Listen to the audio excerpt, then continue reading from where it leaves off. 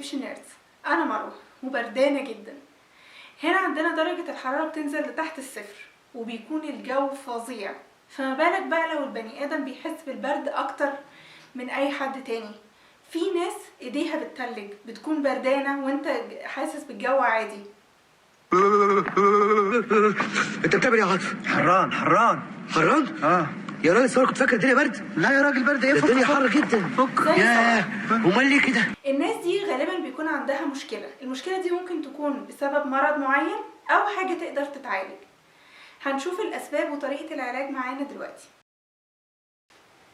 السبب الاول الغده الدرقيه، وهي موجوده في الرقبه وبتفرز هرمون اسمه الثايروكسين المسؤول عن النشاط وتظبيط درجه الحراره بتاعه الجسم.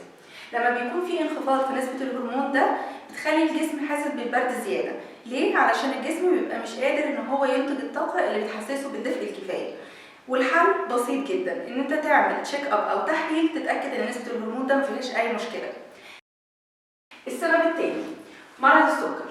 مريض السكر بيبقى دايما عنده مشكله في الاعصاب بتاعه الاطراف اللي هي اعصاب الايدين والرجلين، وهي بتكون عاجزه على بعض اشاره للمخ ان المنطقه دي البرد فيها بيكون زايد او بتكون احساس البروده عندها زايد.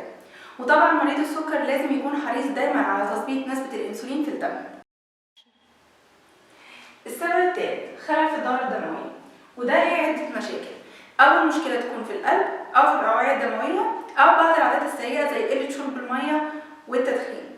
اول مشكلتين حلهم بسيط، ان احنا نتابع مع دكتور. المشكلتين التانيين لازم ما نهملش شرب الميه خصوصا في الشتاء، ونمارس الرياضه زي الجري والمشي. السبب الرابع انخفاض مستوى الحديد في الجسم، وده المرض اللي عند معظم المصريين المعروف بالانيميا او فقر الدم. ونقص الحديد بيؤدي لنقص الاكسجين المسؤول الاول على توليد الطاقه في الجسم.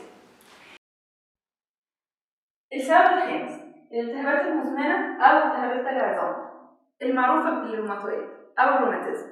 المناطق اللي بيبقى فيها التهابات دي دايما بتكون ساقعه.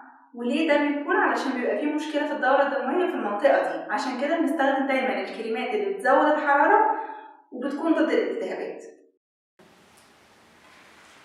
السبب السادس النحافه او السلوعه، قله الوزن يعني، وده بيكون المشكله الاساسيه فيها هو نقص كميه الدهون المسؤوله الاولى في الجسم عن تنظيم درجه الحراره وتوليد الطاقه عشان نحس بالدفء. السبب السابع والاخير قله النوم والتوتر والقلق، وطبعا ده كلنا بنعيشه بسبب الظروف اللي احنا فيها دلوقتي. المشكله هنا ان الجهاز العصبي بيبقى مش قادر يعمل توازن في درجه الحراره بتاعه الجسم، ودايما بنحس ان احنا متلجين خصوصا ايدينا ورجلينا. وطبعا لازم نهدي نفسنا، نشرب حاجه سخنه، حاجه تهدينا زي اليانسون، النعناع او البابون. في نهايه الفيديو يا رب يكونوا استفدتوا. اشوفكم الاسبوع الجاي، ويا ريت تعملوا شير لايك سبسكرايب لو الفيديو عجبكم.